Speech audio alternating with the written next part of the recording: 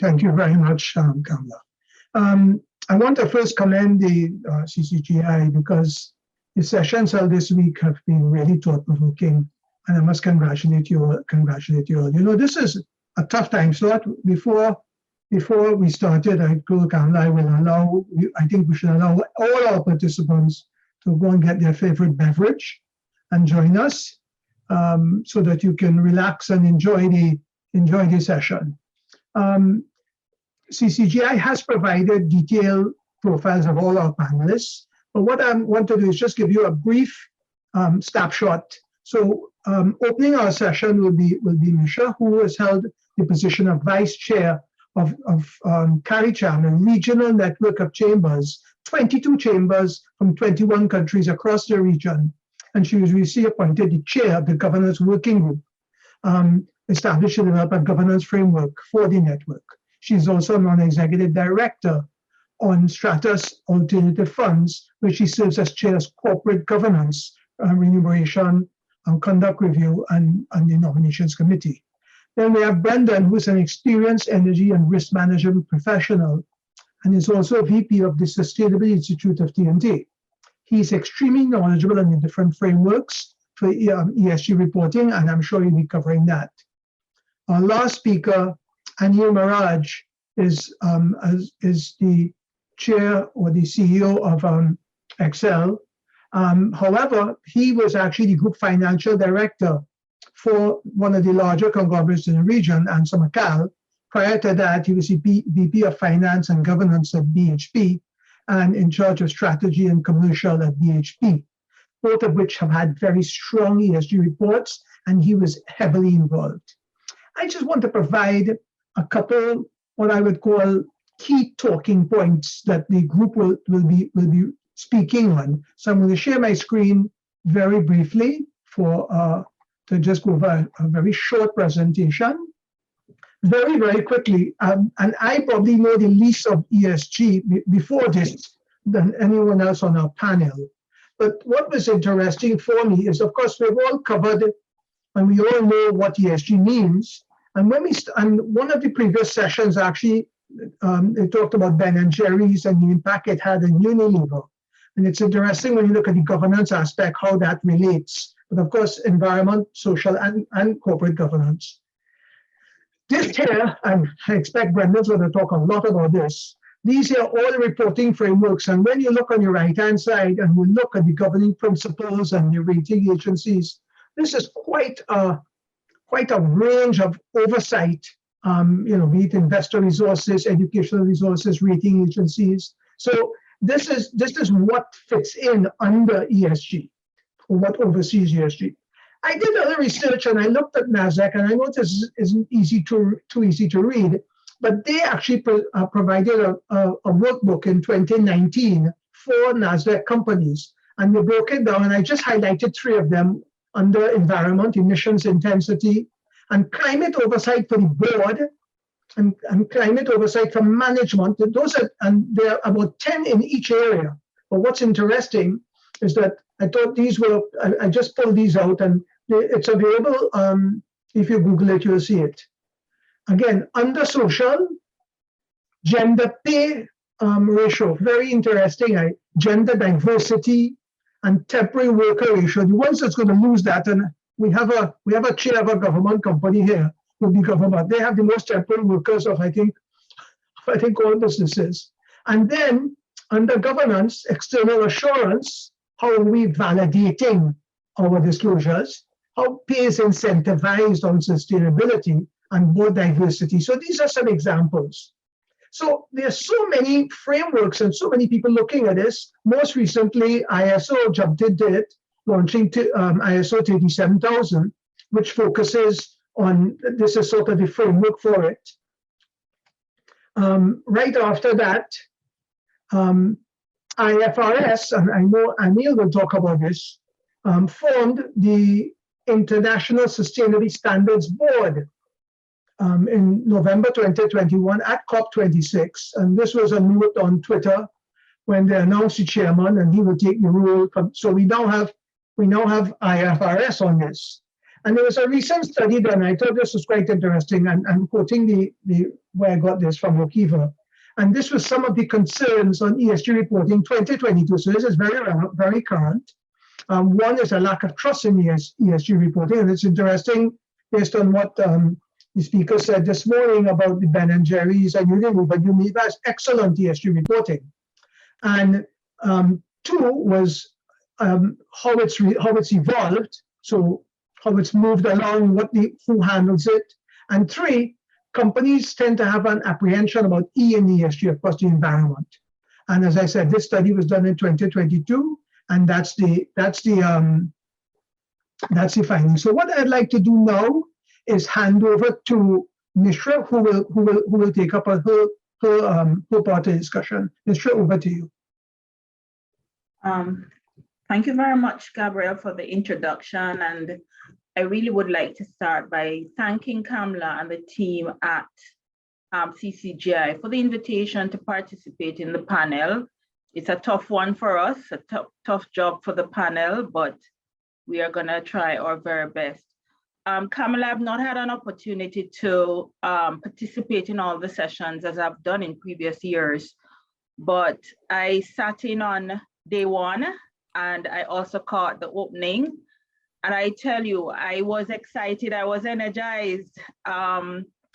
Really commendations to CCGI, for being thought leaders and for continuing to keep some of these critical issues in terms of the board and board responsibility, on the agenda.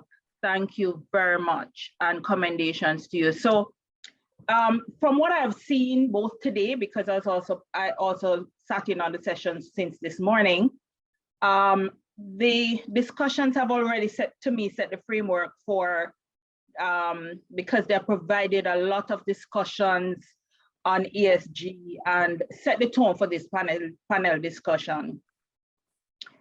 The discussions on ESG have been relevant and timely, because the discourse continues to take place within the context of global realities and the crises that have been catalyzing an increased push towards the issue of social sustainable development, sustainability practices, the need for greater disclosure, the need for integrating ESG into an organization's core business management strategy, and of course, its reporting requirements.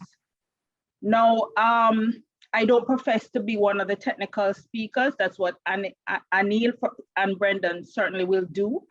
I will speak from the perspective of my practical experience, both as a member of and my role and the level of the Caribbean Chambers of Commerce, as well as my experience serving for years on the board of a regional accountancy body, where I was exposed to IFRS and the standards that have already existed. I liked what Suzanne said this morning. ESG is not new. The accounting profession and the international benchmarks that have been set up by the International Accounting Standards boards have already been holding companies accountable. But yes, ESG has now set some greater scrutiny, greater standards, particularly as it within the context and framework of sustainability and sustainability requirements and practices. So within the context of the Caribbean, we really do need to build in the ESG requirements, ESG processes and ESG reporting, because the truth is Caribbean companies have for years historically been behind the 8th ball when we come to our international counterparts. I can share, for example, the board on which I sit. I think there is a real awareness among companies in the Caribbean and a growing awareness. The board is, yes, it's an investment company, but it recognizes, and the board itself has asked the management company to ensure that ESG considerations are taken into are integrated into the processes for how it evaluates investment opportunities. And so the entity is now in the process of building out an ESG policy that integrates ESG policies, ESG principles in terms of its investment selection processes and how it measures ESG risk-related issues in these investments. So the policy, and I'm using this as the board as a practical case study, because what it is seeking to do, colleagues, is to ensure that ESG principles are integrated in the mainstream, well, really, it's mainstreaming environmental and social considerations into its investment activities, but it is also recognizing that it has to establish environmental and social performance requirements and measurements for investments. And why? Because it recognizes that there's a need for transparency and reliability in the information that is provided for investors. So of course, it sets up in a nutshell how the benchmark for evaluating from pre-screening to due diligence to the investment decision and monitoring. But I will say, with the increasing the high profile greenwashing allegations, I think a strong case has been made for companies here in the Caribbean to not just integrate ESG into its strategy and decision making, but it is now calling on companies to pay greater focus on how it discloses the environmental, social, and corporate governance data. And therefore, it really has been an interesting theme that has been running through all the discussions today, the issue of disclosing, the issue that it's no longer a case of reporting for reporting's sake or ticking a box. There is no greater reporting requirements being placed on boards and companies to ensure the higher levels of transparency and accountability for investors. So I close by asking the question that has been asked: how can investors have confidence in ESG going forward? And I believe that the answer lies in standardization. Already, ESG policy and regulation has been rapidly evolving and driving investment in climate change solutions, for example, and also pushing towards a standardization of the metrics that are clear and attainable benchmarks. And Gabriel, you spoke to the reason why the ISSB, for example, was established at COP for that very, very same reason. And I think that it really has been commendable and interesting that only last month, the ISSB launched its first two standards in that regard. One sets out the general sustainability related disclosure requirements, and the other specifies climate related disclosures. I'm going to pause here and then allow my colleagues to share their perspectives. Thank you very much, Misha. Thank you very much. It's interesting what you said, because the concept of ESG has moved from being this narrow area of activism probably 20 years ago, driven by some people who want to change the world, to a whole sphere of risk management for corporate boards. And as we talk today, it has to be shaped by knowledge that companies that ignore ESG issues could face reputational damage, loss of customers, loss of investors, and employees. So ESG is here to stay, and so is the scrutiny from these people. And the concept, and of course we always talk about Friedman, the shift away from a shareholder primacy model, and I'm quoting this from somewhere I read on the internet, to an integrated stakeholder model requires a belief that no stakeholder, not shareholder, no stakeholder needs to lose at the expense of another. Let me thank you very much, Mr. Let me hand over to Brendon. Brendon? Thank you very much. Let me first say thank you to the Caribbean Corporate Governance Institute, to Ms. De Silva and her team and their leadership on speaking about ESG reporting. I must say thank you for Gabriel and his leadership for moderating this session. That very first discussion we had was an excellent one where we would have brainstormed around this topic. And for the other panelists, Misha and Aneal, thanks a lot for bringing your ideas and your concepts. So first of all, let me start off by saying that I am actually, I would say a South guy who has been working in energy for a number of years. I'm actually third generation in oil and gas, so it's in my blood. But I'm actually in the space of sustainability. And reason being because in 2018, me personally had a shift of mind coming from a scholarship in China, seeing what was happening out there and realizing, listen, we need to get ready in Trinidad and Tobago, and came together with like-minded young people, I would say young professionals or young-ish professionals in the space. And we came together as an institute to actually promote sustainability in Trinidad and Tobago, very young NGO. So why do this? Why spend the time and the effort behind this? We think it's important, and we started off reflecting on history, and ESG is not a new concept. It has been out since the 1960s and 70s, started by religious and social organizations that push for change, and there's a long history of ESG. So what have we been seeing now? Anyone who's looking at the news will have heard that the Securities and Exchange Commission has proposed a new set of rules surrounding disclosures. And that in itself was important, and it will help in terms of developing an important framework for investors and for companies and institutional investors.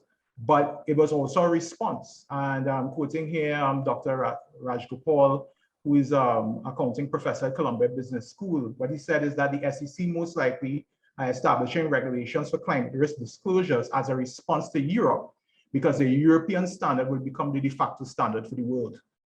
So it is a response. So when you have such very large markets setting up rules and regulations for ESG reporting, it is going to have everyone else in the world having to set up similar frameworks, because once you're trading and involved in the global marketplace, you will have to, by some framework, you will have to establish some framework for ESG within your business. So we've seen what has happened in the United Kingdom and as well the European Union. Now, the European Union has actually introduced a very interesting concept called the carbon border adjustment mechanism when they start looking at their particular rules in terms of trade. So what they have set up is very, very simply that for traded goods and services, that you will be charged a tariff associated with your greenhouse gas impact from your organization and your business. So what they're trying to avoid is carbon leakage. So to compete and to get involved in those markets, you will have to have some level of ESG reporting or disclosures associated with your business. And then what are your strategies to actually close those gaps identified? And that is going to be an important part of the framework for other countries as well moving forward. Now, Gabriel would have had a number of different reporting frameworks up, and they are a lot. And sometimes it's a little bit daunting, especially when you have to make a decision of what are you going to choose to actually implement. And all of them have different strengths and weaknesses. It's a little bit of a word soup, acronym soup, but there are a couple of them that I think that are very important to focus in on, and I will highlight those. One, the Sustainable Development Goals. They're the overarching framework that we should all aspire to look at and include as part of the strategic discussions at the board level. The second framework that is very popular that with the regulators in terms of setting up, being utilized to set up the frameworks for regulations is the TCFD. The TCFD is what was used as a basis for the regulations for the SEC, for example. And SASB, right, which is the Sustainable Accounting Standards Board, they normally set up sector type KPIs that really guide different types of businesses in terms of their ESG reporting. So those are the three that I think that most companies should be focusing on in terms of when they're establishing their reporting frameworks. And then of course, GRI as one of the more popular ones used by energy companies is also another important one. So with all the different acronyms that are out there, I think those are some that are important in terms of when you're looking at the reporting framework. Now, with regards to ESG reporting, there's one thing that I want to encourage everyone to have an understanding of, no matter where you sit in an organization as a director dealing with governance-related issues, is Scope 1, Scope 2, and Scope 3 emissions. All businesses need to understand what those emissions mean to you, and I know we'll explore that during the discussion and how that can impact on your reporting frameworks. And in closing, I would like to talk a little bit about what I would see as some of the challenges with ESG reporting, where companies would have gotten in a lot of challenges, a lot of trouble with regards to their transparency and accuracy of information. One of the first things is clearly defining the problem. A lot of companies would try to solve an issue without not understanding what they're trying to work on, what they're trying to solve. Two, carbon offsets. Now, think of a carbon offset as a carbon sink, right? It is a financial instrument or a type of instrument that is used to offset the amount of greenhouse gases coming from your business or your operations. There are issues with some of them, especially forestry offsets, and we can talk a little bit more about that. Science-based targets, you have to ensure that your KPIs are based on science. A lack of transparency, right? Trust is a major issue that was highlighted before. Finding the right KPIs, finding the right KPIs that focuses, one, on protecting value in terms of reducing the risk, and of course on creating value, which is capturing opportunities. And last but not least, one of the most important things that is normally left out is a data management strategy. It is critical for ESG reporting that you have a supporting data management strategy that goes beyond what some organizations like to do, which is have a lot of different Excel sheets with a lot of different data points. It has to be more than that. It has to be integrated into your business and a true representation of your risk factors. And last, in closing, we have all been excited in our field by the announcement of the RFRS establishing the ISSP, which I know the other panelists will talk further on, but that has been a huge step forward in the case for ESG reporting. So I'll close off there, and thank you very much for this opportunity. Thank you. Thank you very much, Brendon. Guys, please feel free to ask questions as we go through the panel. I'm going to hand over to Aneal. Before I do, clarifying, and you saw the slide that showed the range of reports. Interestingly, I left out the fact that the SEC, of course, which Brendon raised in March, announced the creation of the Climate and ESG Task Force.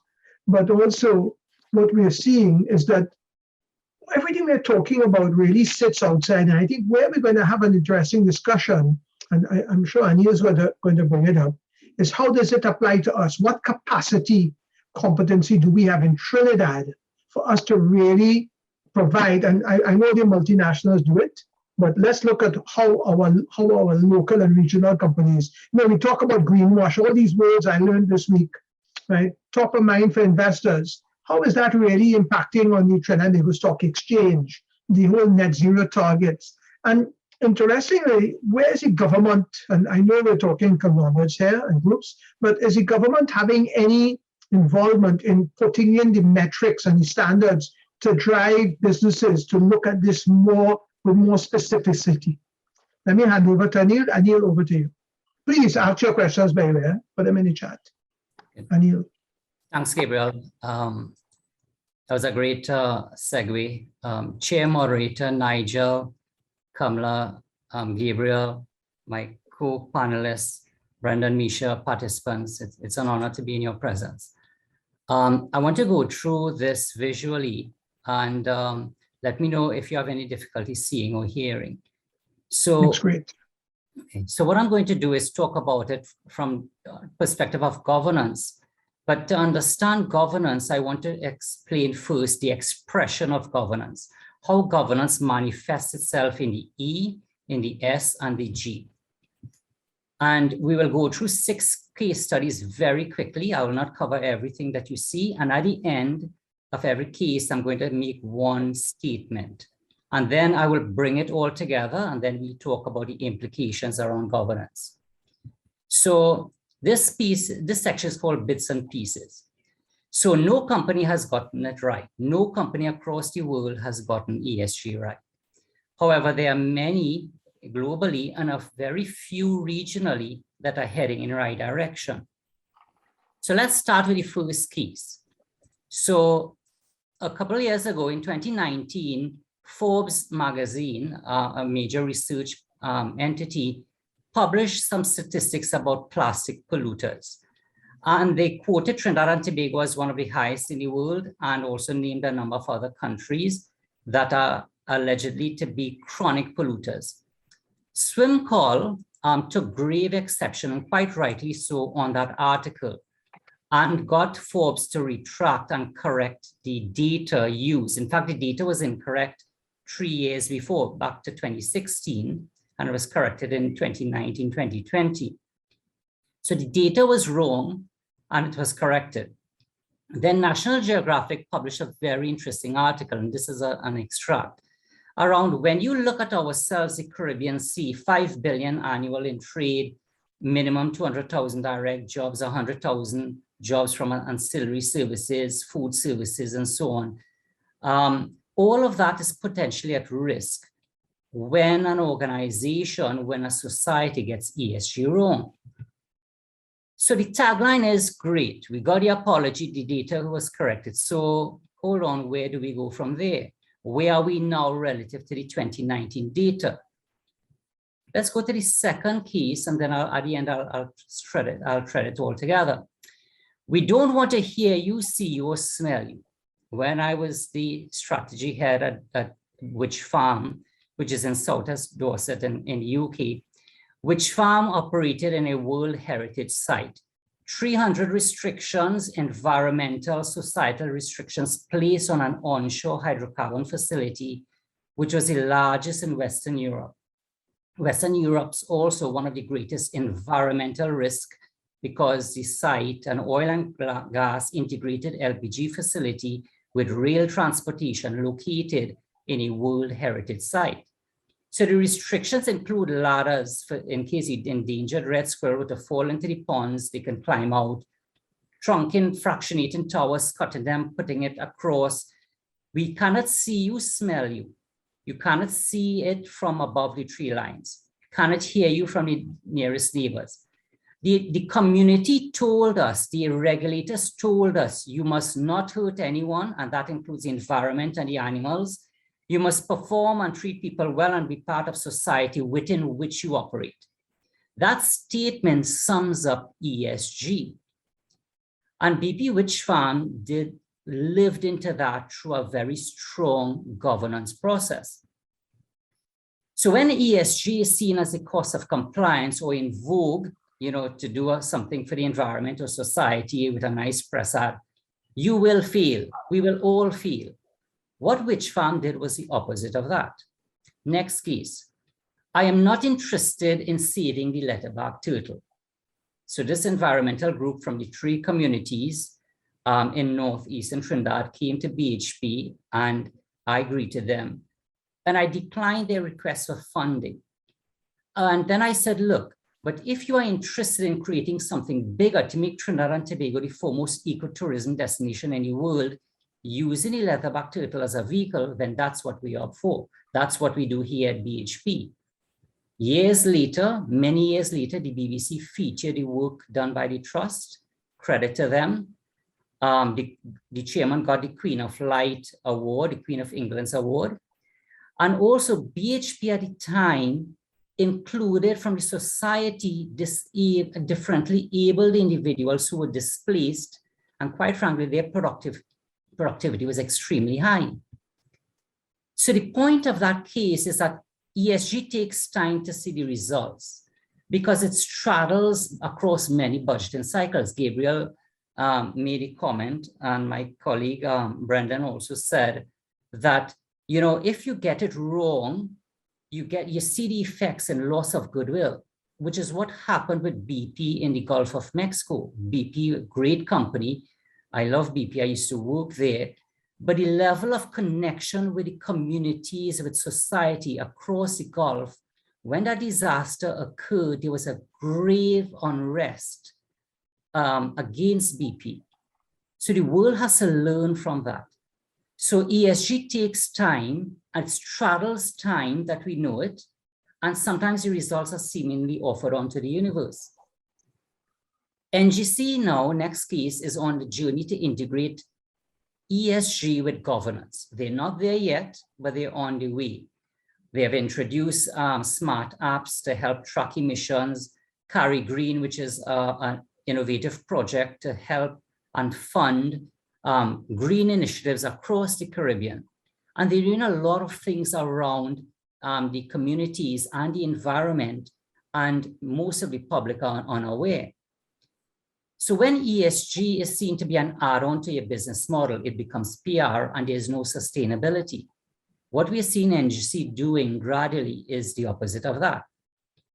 Now you will notice so far I've spoken about energy companies, right? And of course at the start with Forbes and the article. I did a scan of the ESG or sustainable initiatives of these companies. And they're all great companies. None of them have gotten it right. A lot of them are in the right direction, right? But there's one company that stands out, right? And that company is this, Grace Kennedy. So I went out and I spoke with Brendon James, who is the CEO for the domestic foods business, and Gilmore Solomon, who is the board-appointed champion for ESG at Grace. And what they did was something very interesting. They said, look, let's not reinvent anything. They went to the UN, decided where they wanted to play. And they decided, okay, we will now make a proclamation, which they did in their 2021 financial statements, that we are on the pathway formally on ESG. And we will declare that before knowing how to deliver it. Because if we have to wait for accounting standards and government and the laws and so on, we would miss the boat. So they recognize that given the scale of their business and the impact that the business has on society, the impact of all of the employees have in different members of society, that it was the right thing to do because it made great business sense. And on that journey, which they started a while ago, but now formalized, they have won many, many awards to the point where it's becoming a way of being. This is who we are at Grace. 60% of management position held by women, great. 72% employee engagement, so great. Investments and reductions in issues on the environment, great performance, all wrapped tightly in a very interesting governance structure. So Grace took the view, listen, this is so important. Let's take a stand now. We'll figure out how to get there.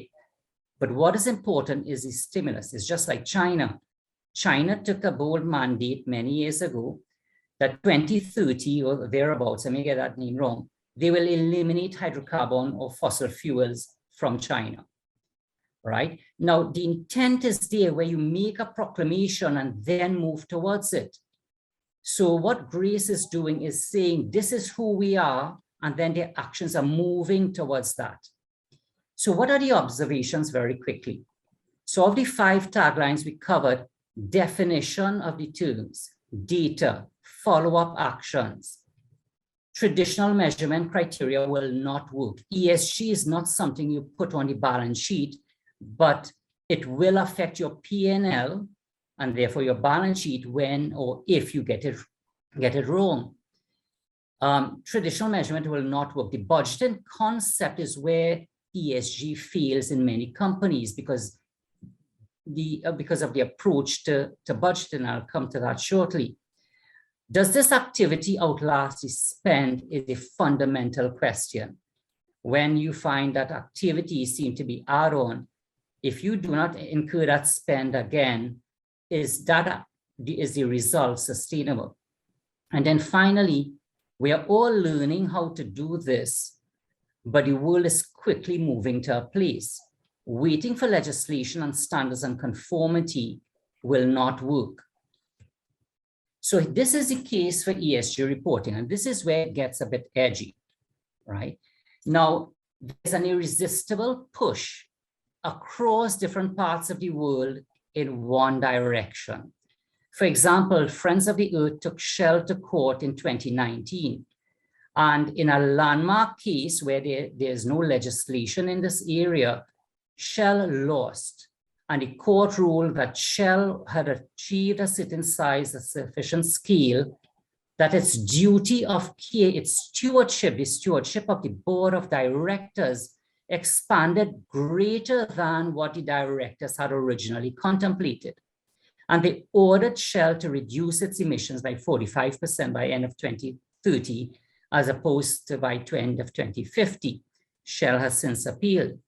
The number of litigation cases on ESG has more than doubled. There are 1,000 cases worldwide in the past 6 years, similar to Shell. And then from a different angle now, the IFRS now has issued 2 standards, my colleague Misha mentioned it, around sustainability and climate change. But the IFRS is looking at it from the impact of climate change on enterprise value.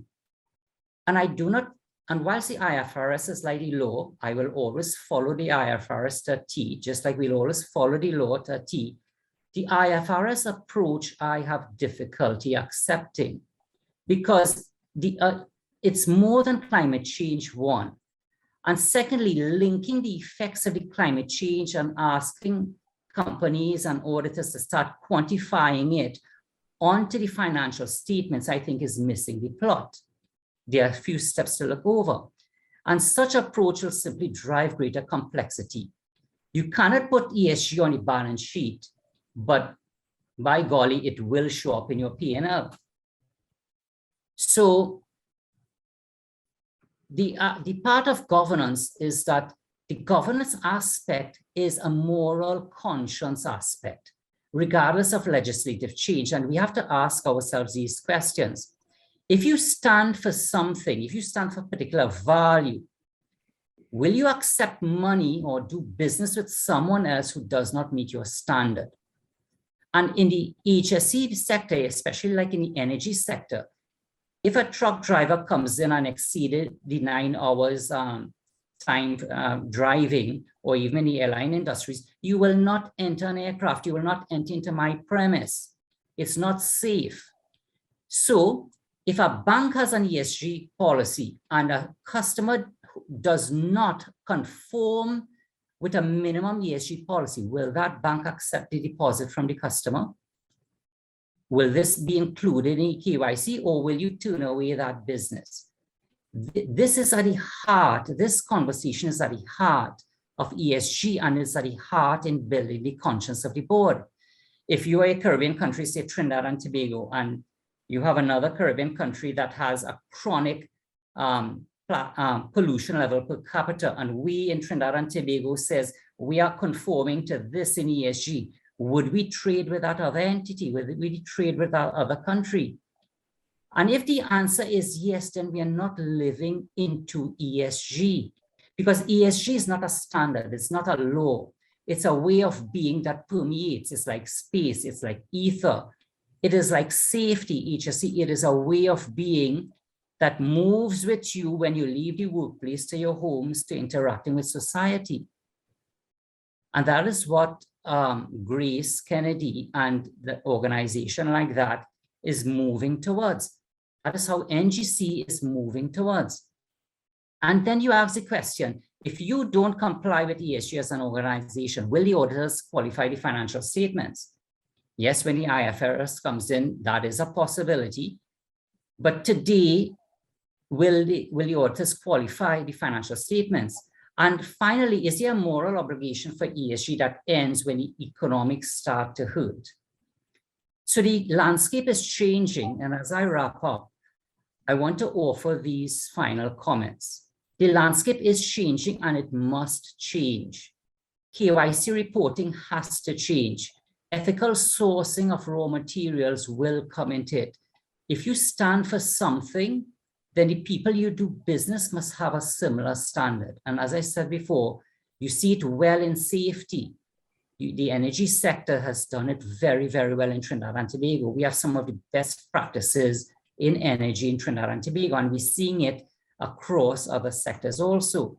The IFRS standards, every standard that comes out adds greater complexity in reporting. It is necessary, but it is not just about climate change and enterprise value, and the topic of sustainability is not properly defined.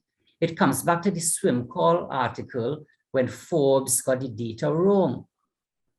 Government has done very little, and I'm not talking about any particular government here, to keep up with global trends. This is like the internet. We have to go with it. ESG, we have to go with it. We may not know what the end state look like, but we need to make a stand from a governance perspective, and that stand starts at the board level. The approach to audit will change, internal and external auditors. So it's not just about the numbers and not just about efficiencies, but also the environment within all of that works. And there's a social and moral obligation to report targets against progress. What almost all of the companies in the Caribbean do is that they report snapshots of activities in the past. Well, with all due respect, that adds very little value. What needs to happen is you have declared this as your area, you have targets, and then you report against progress against that area. And if you miss that target, you recalibrate expectations. And this is where it comes down to. This is the heart of ESG reporting and governance. The traditional way of thinking, the traditional model, is that you have a strategic framework, HR, finance, ops, and so on. And ESG is a bolt-on. HSE is a bolt-on. That model will not work going forward. Rather, the same way HSE permeates everything, ESG permeates everything. So ESG will influence the way you deal with people, influence the way you buy equipment and raw material from ethical producers, producers that do not use child labor, producers who are compliant, not just to law, but to international standards. The way you market. I saw an article with a prominent bank overseas, and the label is greenwashing. And the way you position something has to be accurate.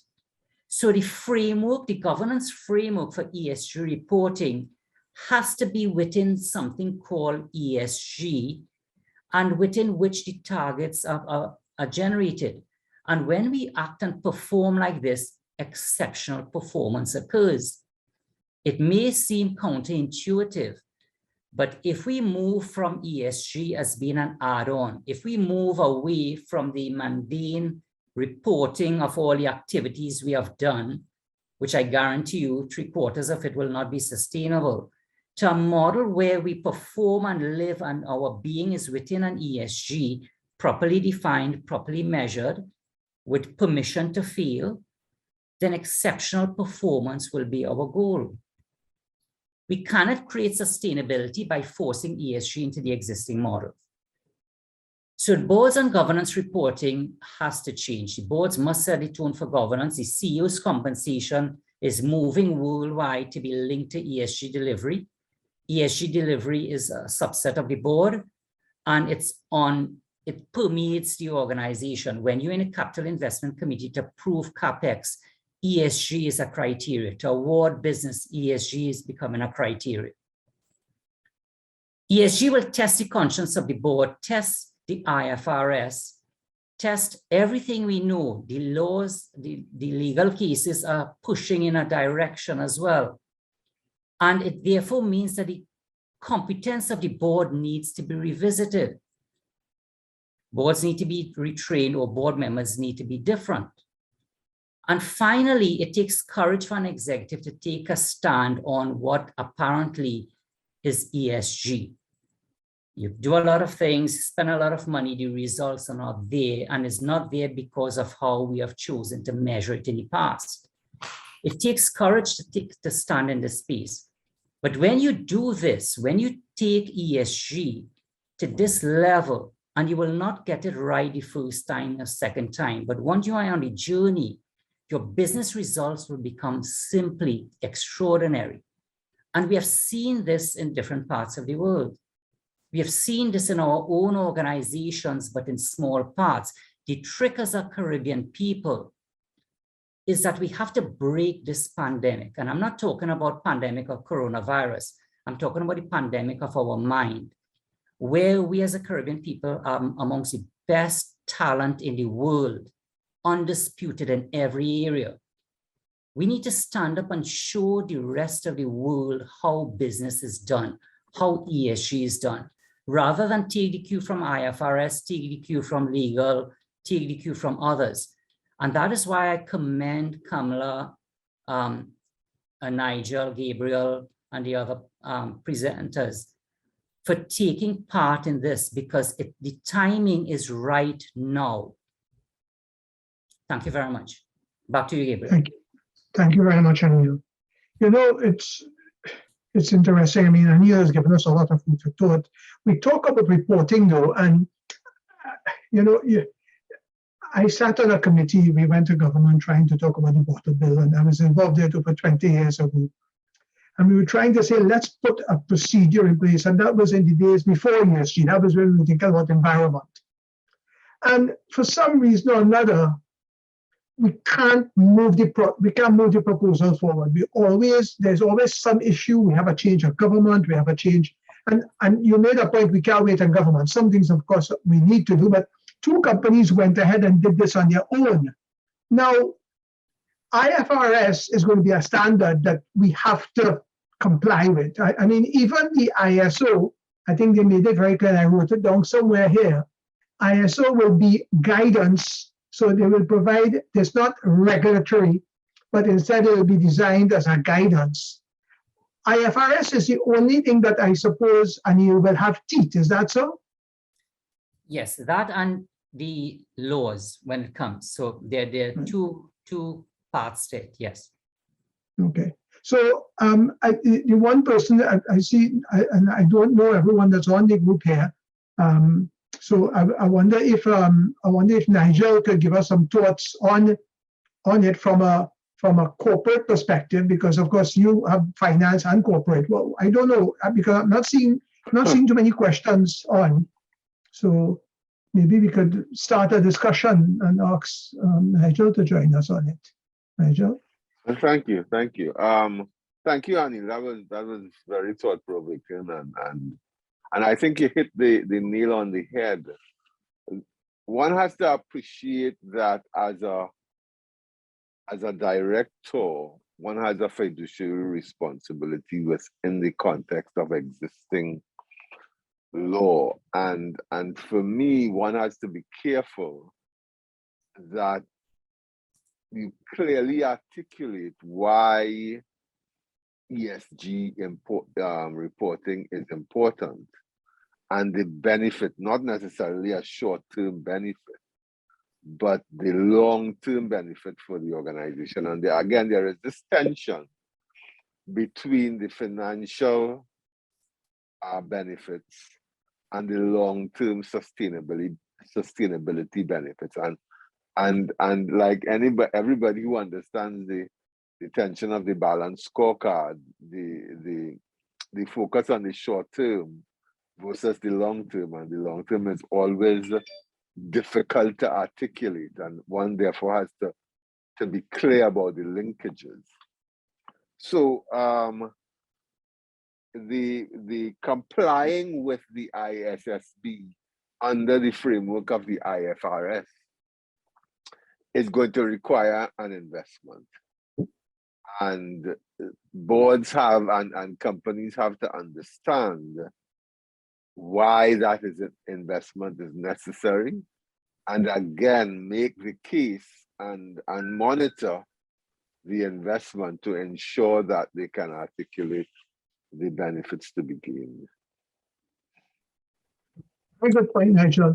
You know, Suzanne Coulson has raised a question, and I must say, Suzanne, I thoroughly enjoyed your presentation earlier today. And when you came out batting, I would call it, right? You know, especially the Ben & Jerry's and other issues you raised. So I noticed you have a question, and Susan, will you mind asking the question? Because I see it writing here, but I'm sure we'd love to have you join us. It'll be an honor if you could join us if you're able to. You're muted, yes, Susan? I am. Yes, I am. Right, Thank you very much. Over to you, Susan. Dear, Yeah. no, I forgot what I was asking. I have to look back. Well, you asked. Well, the first thing you did was you did what CARICOM did.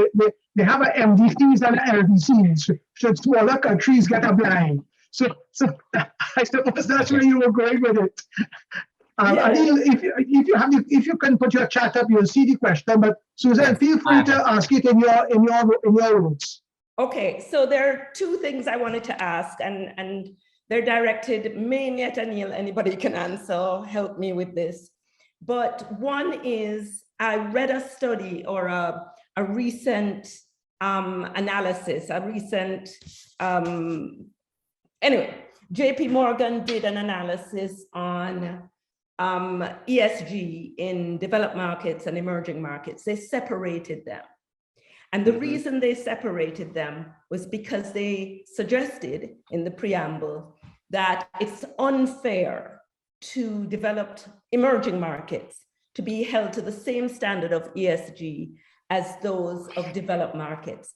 And there's this whole catch-22 issue where you know, it's linked to investments and all the things the good things you mentioned. But companies are less, or people are less, or countries are less, and in this case it was countries, less inclined to invest in companies in countries that are not meeting these standards. And in fact, they're required. So I'm asking, do you think it is unfair that we're being held, I say we, emerging markets, to the same standard when the cost may be greater for us, where the resources are more difficult? And even it has been admitted when there was the environmental conference in Scotland, a senior moment, where it was admitted that some countries would wait. It would take longer for them to pull out of emerging markets in terms of environmental practices. So they gave themselves maybe 5 years or 10 years in a developed market, but they're going to wait in the emerging market. So the challenges for us arguably are greater. And I'll just conclude my question, although I have another question, but if we don't have time for that, that's fine. I'm going to just add that with that difficulty, then what do we say to those who wish to invest? How do we manage that process? So I'll just leave it there. I don't know if you can help me. Thank you. I'll try. Oh, and by the way, the presentations were excellent. I meant to preface my remarks with that. Thank you. Aneal, may I be allowed just to, even though the question was directed at you, because Suzanne raised a very, very good point about how unfair it is. But Suzanne, I recall, and I'm going to wear the hat of my experience when I sat on the board of the regional accountancy body. When the International Federation of Accountants decided to implement or international reporting financial standards and impose that on companies, we were recognizing across companies, CFOs were recognizing that the requirements were extremely onerous for companies in the region. And what was the solution to that, Suzanne? The advocacy. Accountants within the region advocated at the level of IFRS for the need for IFRS for SMEs. And that is why we now have IFRS for SMEs that are tailored for companies in the region, and therefore there is a different requirement standard set for companies in the region vis-a-vis those internationally. And I therefore say what we have to do is then become a force to advocate that a one size fit all cannot be the answer as it relates to ESG, right? So that is my contribution. Aneal, over to you. Thank you. That was great. That's well said, Misha. Okay. I believe strongly there needs to be one standard, one benchmark. However, the progression towards that benchmark will need to be different. That's the first point. Second point is the developed countries, or the so-called developed countries, need to play a role helping the emerging markets to lift. Third point, when it comes to investment, there needs to be a mature conversation that the emerging markets are in this direction, supported by the developed markets.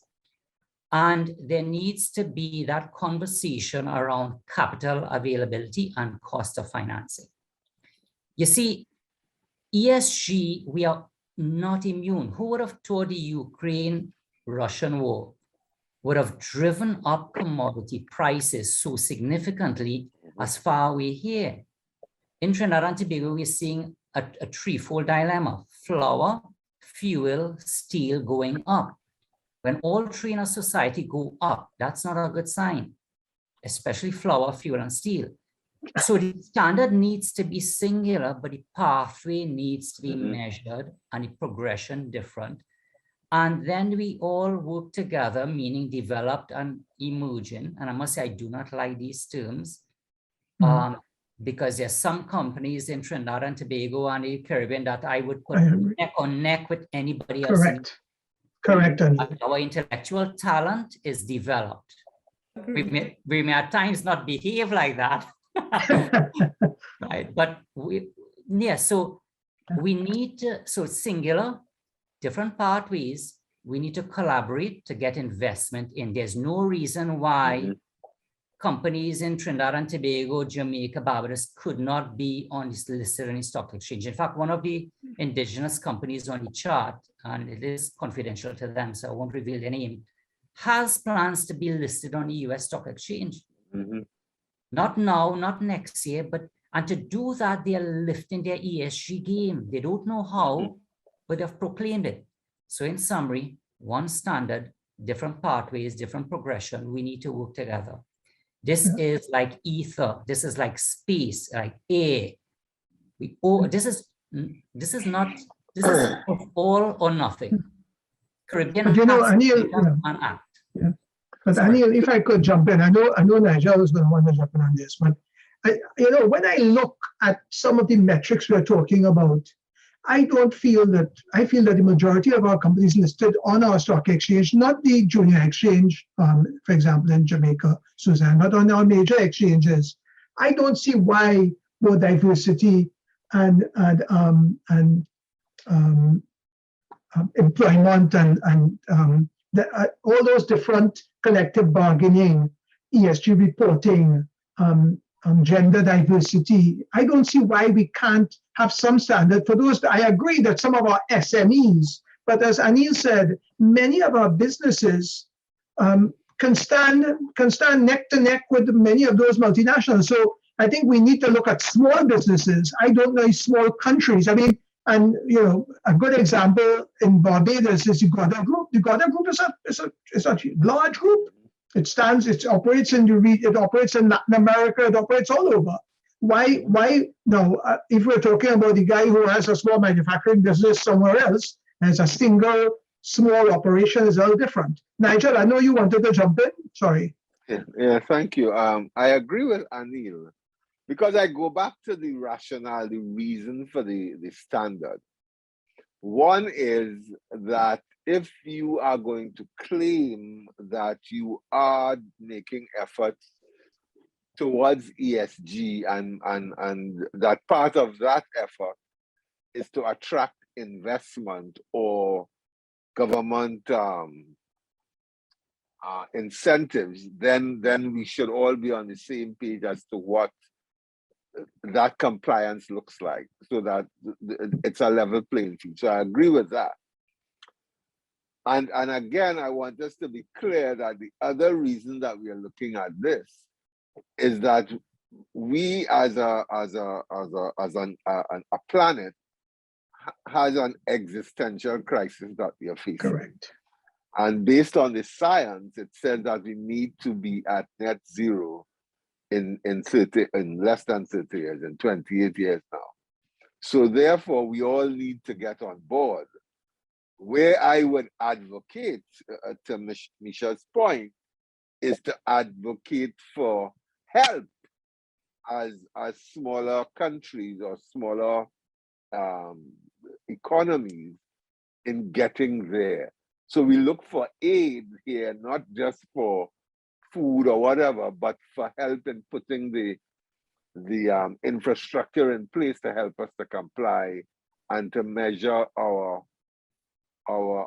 progress towards contributing to net zero in the agreed time frame. So that's how I would advocate. But I don't think that in this particular case, you can say that we will have a different standard from anybody else. But I would like to hear from Brendon, because he's the sustainability guy in the conversation. No pressure.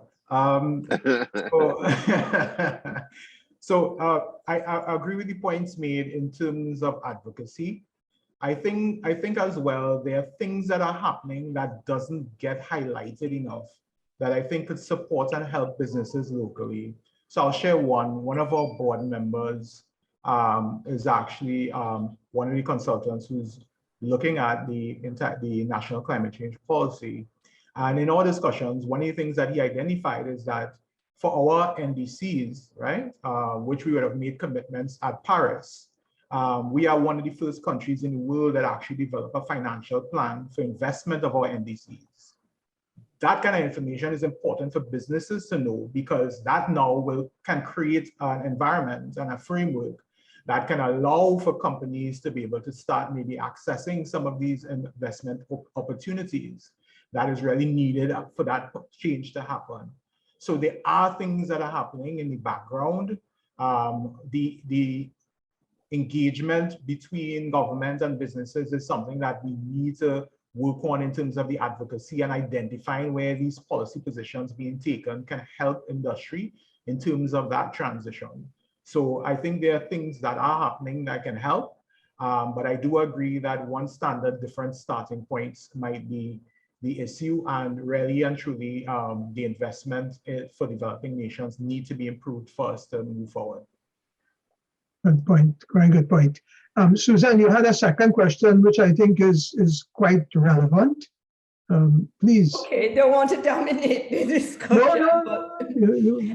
Can I just say, before I ask that question, that I do agree. I don't like these terms, developed, emerging, whatever, developing, but those are what are used in academia and so on. So we understand what they are, and that's the only reason I mention them. I feel like I need to apologize. So I'm putting it out there. My second question, I think, was to do with, sorry, now I've shifted gears a bit.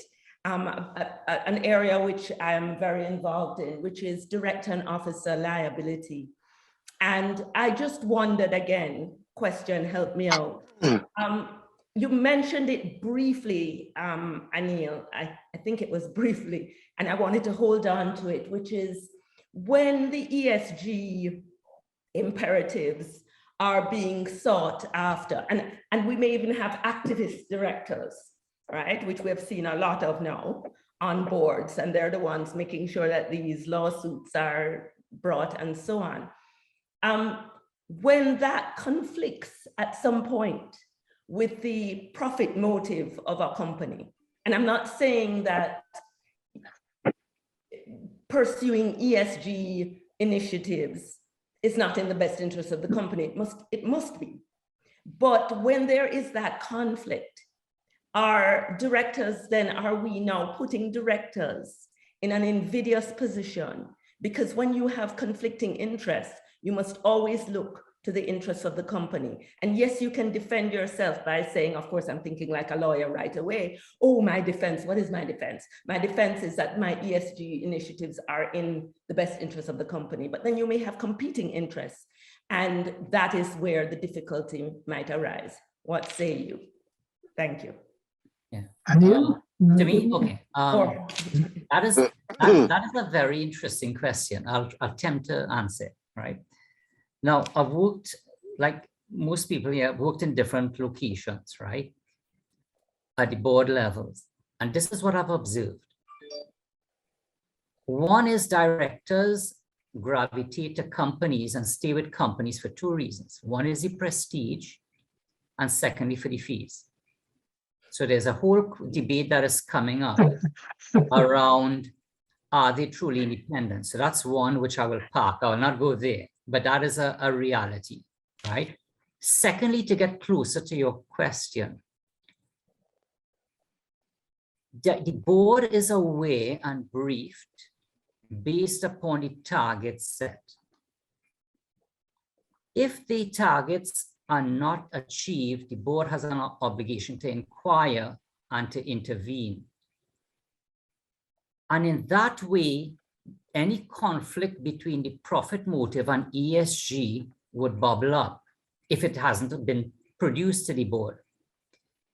And then when it's identified, the quality and the competence of the director plays in. And that is why in my talk, I was saying that I believe that directors need to be retrained or need to be changed so that you have directors who are truly independent, who understands the concept of ESG and is prepared to walk if certain things aren't followed. Now, life is never black and white, and this area will always be shades of gray.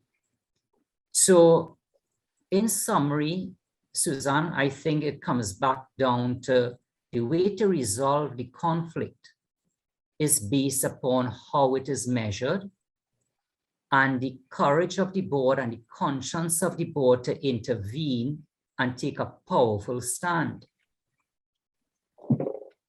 Did that answer your question? If I might, before, sorry, Suzanne, if I might, a comment came up on one of the previous chats.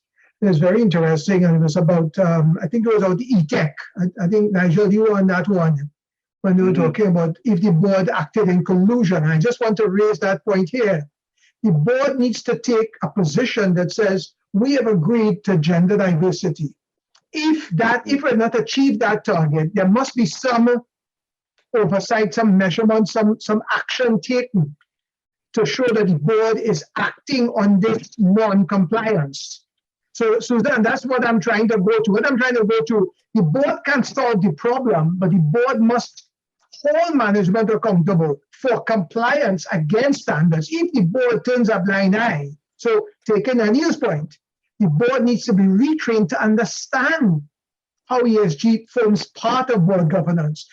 Are we achieving gender compliance in terms of pay? Are we achieving diversity in terms of how many women are employed, how many men are employed?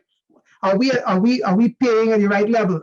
We have set a target of 5% or no more than 5% temporary workers. That now needs to bubble up to the board, and the minute that standard is not achieved, the board needs to hold management accountable to say, what are you doing to correct this? So that's my input. Suzanne, over to you. Very good. Suzanne, if you don't mind, I just want to add to something. That is a great point, Gabriel. And don't laugh, okay? The world and creation started with one gender. Then it became 2. Now it's over 7. The ability to understand what to measure is key for the board to understand how to intervene. And then the role of the auditors, because if the auditors come in and sign off on something, then it would take a really courageous director to contradict that. The role of the auditor comes in, the role of the internal audit committee in their independent role comes in, right? So there's no easy answer. It all has to come together, right? Even including the audited firms, and I do believe there's a gap here, and I know they'll take offense, but the auditing firms themselves are audited by their peers. And there needs to be a mechanism where the auditing firms are also audited by an independent body, and for those results to be published. You see, the concept of ESG, like I said, is like ether. It could be as broad as possible. But the starting point, I think, should be a declaration, cover the points you've made, Suzanne, and then move forward on the journey. Let's go back to Suzanne. We have a couple questions coming in, but I want to make sure I get Suzanne's feedback. Suzanne, we'll go to you. Okay, thank you so much. No, it's just one correction. I should not have said conflicting interests. I should have said competing interests. Competing interests. Yes. Competing, yes. Okay. So I'd like to make two points or observations. I ask a few questions. For me, if the board, because I believe that if we get our environmental initiatives right, that we are working towards the long-term sustainability of the organization. I also believe if we get the social initiatives right, and I put the social initiatives in the context of diversity, equity, and inclusion, that if we get participation from a diverse group, whether it's nationality, gender, expertise, you get different perspectives, and then you have a rich conversation around the agreed purpose of the organization. You get a better result. And then it goes back to profit, but in what time frame? Are you looking at short-term profit, or are you looking at long-term profit and sustainability? So for me, once the board can understand that and ensure that the conversation is taking place within that context, and it's very clear that we believe, and they can provide the evidence, that if we have more women, more international representation, more diverse expertise, we will have a better board, and that better board would lead to better decisions, which should lead to better results. So again, the point is you're not taking the decision to have more women on the board or have more women in senior positions because you want more women in senior positions. You're taking the position because you believe by doing that, you will get better results. And for me, that's the conversation. I hope, yeah. Nigel, I was coming in because I fully support the views that you have expressed. Now, I believe that a board with a sound governance model then sets that framework, because it's saying that I have a governance framework, and it's not because I'm listed on the Jamaica Stock Exchange, for example, and I want to make sure that I'm meeting the all the checklists on the CCGI index. Yeah. But in the case of the board that I cited, it is setting that governance framework, and in setting and having that and building out as part of its governance model, the conversation came up about ESG, integrating ESG and it became a very easy conversation because the government, the board already had that ethos or thinking that as part of its governance model, it must have, it's good, and it saw the value of integrating ESG. And that is why, as I shared, that they're looking at that policy that will define how it measures its the impact of investment opportunities against certain, and having even an exclusion list that looks at the the impact of the investment on greenhouse carbon emissions, that kind of thing. How if the ESG, whether it is looking at how does it impact, does it promote racist or anti-democratic concerns? Does it have inherent in it forced labor or child labor? Just those things that you're gonna then use as your benchmarks or your KPIs as you assess.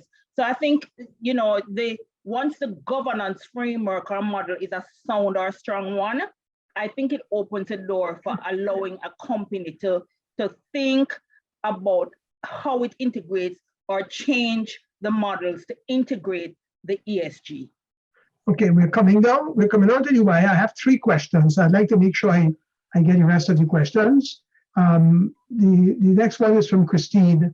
And basically, as she says, it's a basic question, but as part of organizational culture, better involvement and reporting ESG is seen as an important role. Christine, my point very briefly will be, that will be very similar to almost Aneal, an internal audit that reports to the board that sits outside even of the CEO. I don't know, Aneal or Nigel, your thoughts on that?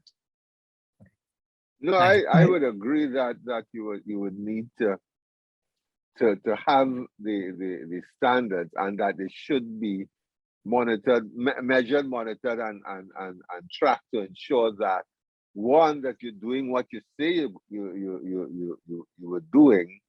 You monitor the impact and the outcomes and the impact, and if necessary, tweaking to ensure that you get the desired. I'm talking reporting structure, Nigel. I'm talking, in other words, as you know, in a Massey and Answer Macal, or in any conglomerate, you may find that the role of audit may report to the board. There's an audit committee. Yes. So I'm thinking that, because I'm looking at what Christina said, and that's where my mind is. I'm thinking structure, because this person may be working there, but they need to go direct to the board. I would agree. Aneal, I'm assuming? Since I chair the audit committee, that's something I would love to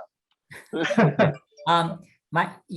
Just to add, I agree with Nigel, but just to add one point, the audit committee across the region reports solid line to the board, dotted line to the CEO, or vice versa.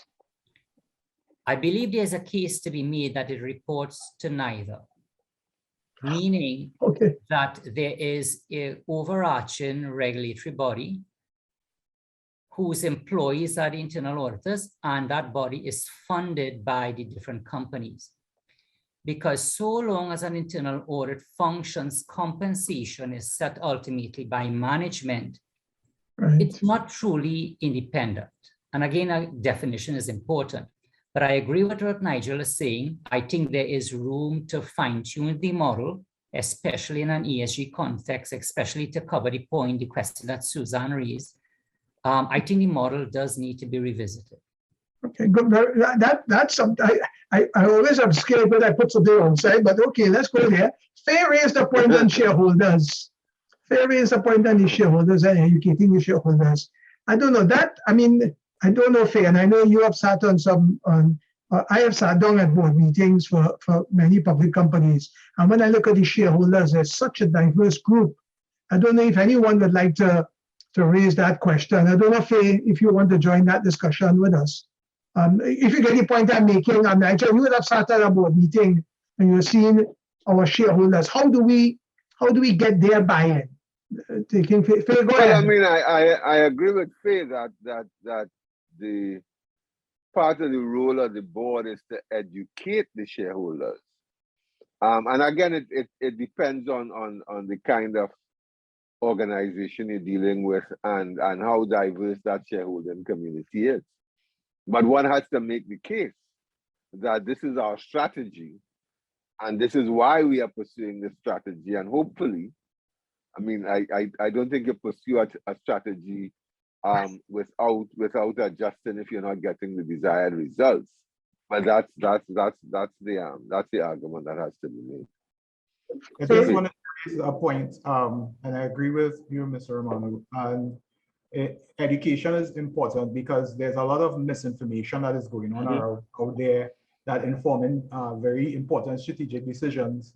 We talked about short-term thinking and long-term consequences. But I would like to rephrase that and say short-term thinking and maybe medium-term consequences, because the consequences are being felt right now. I'll just give one example. PG&E, which is the largest utility in the world, had to file for bankruptcy for making the decision for short-term profits and that having a long-term impact on their financial viability. So these are real decisions that are impacting now. And the other thing as well that we're seeing is the geopolitical challenges, especially on the environmental side, associated with non-action. For example, there's a lot of being written about the conflict in Syria having its starting point with regards to climate change and climate-related issues. So these are real things that shareholders and stakeholders have to start thinking about. And I'll close with this lastly, just on the numbers side, because I like to hear when people say, renewables are too expensive, but that is just not true. We pay a residential rates 4 US cents a kilowatt hour, and there are wholesale power agreements in Mexico for 2 US cents, and we pay 4 cents at a subsidized price, right? So the old arguments no longer stand.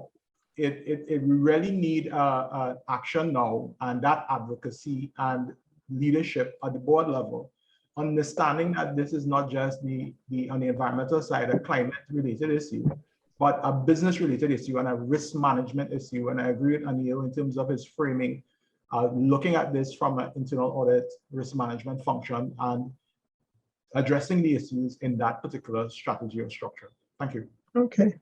Faye, do you want to jump in at all based on your comment? I just want to say that to some extent, my comment was a bit on the mischievous side in the sense that, but at the end of the day, we want directors to be focused this way, but we are moving towards a stakeholder model, but we still have legislation that puts all the power in the hands of the shareholders. And I'm going to have to turn off my video at this point. So does our legal model, and that shareholder has no responsibility to anyone except himself or herself as the shareholder. So, and I think that's part of the reason why you need more regulation, because you need the push to come from outside, because your legal model really doesn't support the stakeholder approach. Correct. Because the shareholder really has all that control. So that's what I'm saying. It's a bit of a little mischievous comment that I made there, because at the end of the day, if the directors and the shareholders are not on the same page, the shareholders are the ones that determine their longevity. That's an excellent point, because we are saying we're moving away from a shareholder-centric to stakeholder-centric, as you say. But if a shareholder owns 30% of your shares and you are doing something for your stakeholders, he may override, as you were saying. I know from a mischievous perspective, I understand your point, right? So it's a very good point. And I don't know if there's an answer. I don't know if anyone wants to try to answer, but that's definitely food for thought.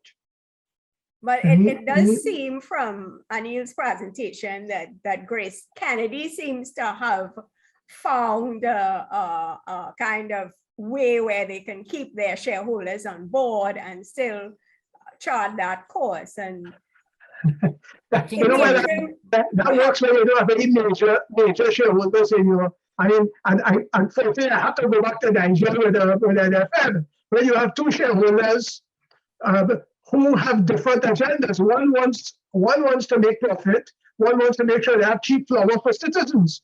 So the poor shareholder who is asking for his dividend has been overwhelmed, and the shareholder says, I don't care about the dividend, I want cheap flour for my citizens. I don't know, Nigel, if you want to comment on that. Well, again, that's a tension between, because, again, I go long term. I don't think anybody wants another Petrochur. or another TSTP.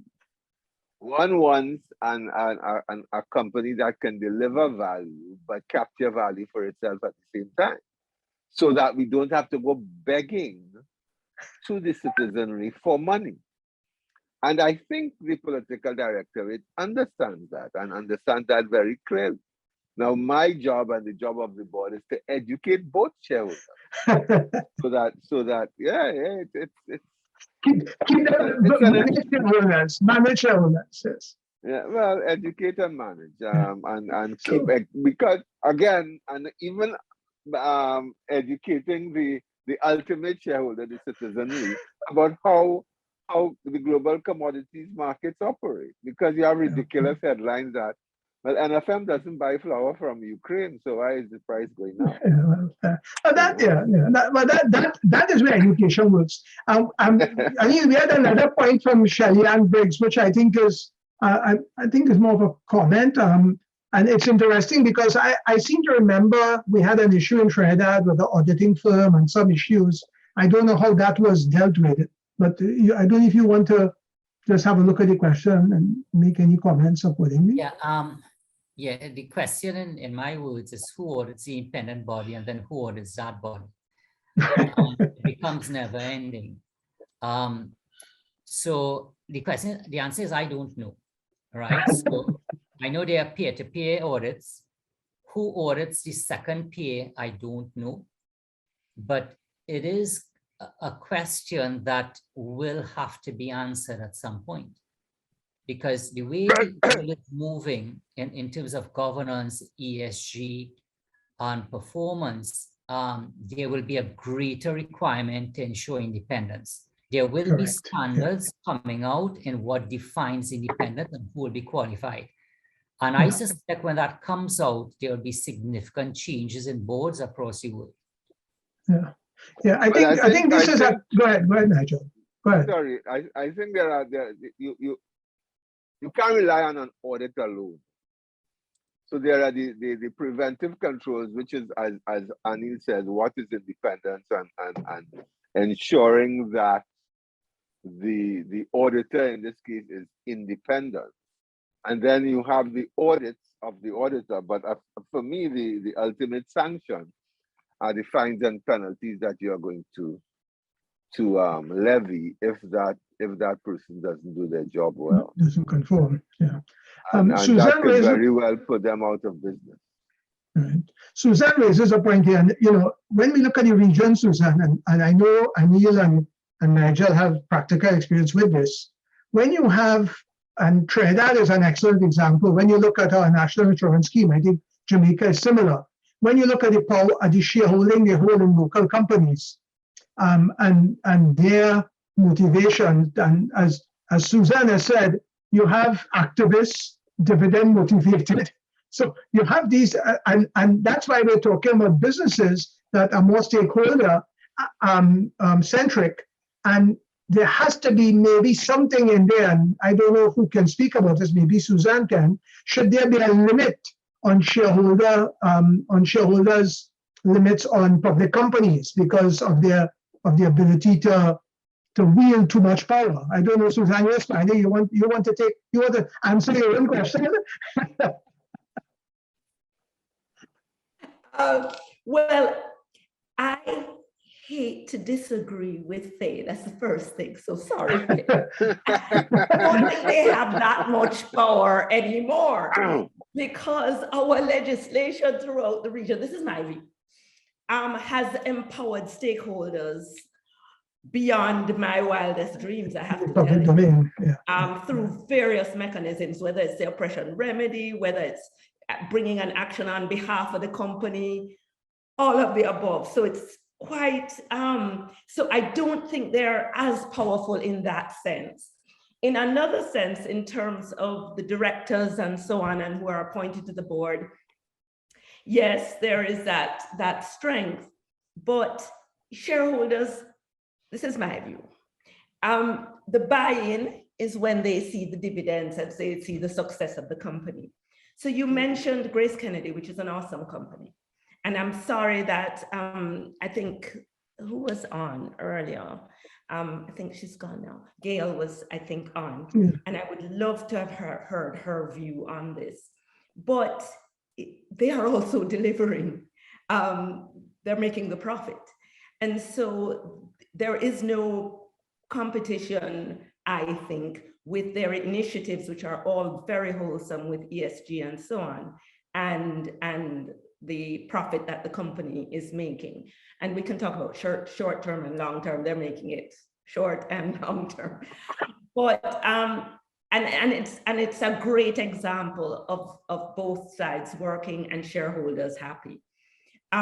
We also need to look, and I'm speaking about the Caribbean now, Commonwealth Caribbean, and I think Kamala and I had a brief discussion on this, that many of our large companies, successful companies, started out as family owned, and much of the shareholding is still controlled by certain, those who initially started the company, which is, and so, you know, there is that wholesome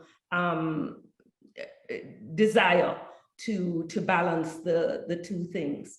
I have not answered my question. My question, I'm still confused, because I do know that there's also a big hold on shareholding by institutional investors. At least that's what my research tells me. And institutional investors, my research tells me, are not as vocal and not as involved. And so that to me creates a dilemma. But maybe if they're quiet, maybe then we can just get on with it. I don't know. Thank you. I think we had a very lively discussion. It's almost time. I'd like to thank, I don't know if any of the panelists want to make any closing comments, because we're coming out to the wire. Any comments? Misha, you're muted. Eh? Misha, you're muted. Thank you, Gabriel. I think you did a great job, and I want to thank the additional panelists, Nigel and Suzanne, for adding to the dynamic discussion. I would like to close on this point. I think Aneal had provided a very thought-provoking presentation, much food for thought. And I'd like to end by saying Aneal spoke to the fact that ESG is an imperative. And you spoke to the fact that we now have to look at new boards, changing directors if necessary. And I'd like to say that CCGI has been doing a great job in terms of keeping the discussion, doing things like Governance Week. But I'd like to also suggest, Kamala, that maybe CCGI could begin to also look at adding to your core training model, the training directors to be more conscious of ESG, the value of ESG, and therefore through that training and certification of these persons, they become the catalyst for helping to be change agents in at the level of the board. That was just a comment I just wanted to. Excellent point, Misha. In fact, it was very much where I was thinking about how can CCGI help, and they have a whole new life here, because when you look at the framework under ESG, that looks like about another 2 years of training. I don't know, Brendon or Aneal, any closing? We wrap it up. Brendon. So thanks. I want to say thank you to Mr. Silva, to Gabriel, to fellow panelists, for everyone who asked their questions and their thought-provoking comments. One of the things I wanted to close with was one of the discussions that we had very early on when Gabriel actually was facilitating the process for getting us to focus in on the topic of reporting. Is the area of uncertainty for me, where I have a major concern, which is the understanding of Scope 3 emissions. Now, when you are looking at it strategically at your business, Your direct emissions, you know from your business, that's scope 1. Scope 2 might be associated with the indirect, let's say, energy use from an environmental point of view, purchase electricity, purchase steam, things like that. Scope 3 is where things get a little bit dicey. You're dealing with things from as broad as employee travel, raw materials, everything up your supply chain. But not only that, it's also about the emissions surrounding the people that use your products. Now that is where it becomes very dicey. What sort of percentage allocation for that is going to happen? I don't know, right? That's still up in the air, but there's the uncertainty around that has to be managed. Now, when you think about that as well, I'm thinking about it in the context of the carbon border tax mechanism that the European Union is looking at. So imagine you're a business and you trade and you import goods and services and machinery and materials from Europe. Now, your import coming into your business is part of that company's scope 3 emissions. How are they going to make decisions about how they do business with you in terms of pricing and all those other things? So there are many thought experiments that we are discussing at SITT and discussing with different companies around scope 3 emissions, that once that solidifies, wherever the ball drops, it may mean a huge change in the way that we do business. And it's something that everybody has to start thinking about and getting ready for. So I'll close with that, and thank you, everyone. Okay. Aneal? Legislation will help, standards will help. But more than that, moral conscience is what will drive this, right? This is like safety, but on a much bigger scale. That's it. That's it. Our special invited panelist, Mr. Romano. I am good. I mean, this is we have a lot of work to do. Yeah.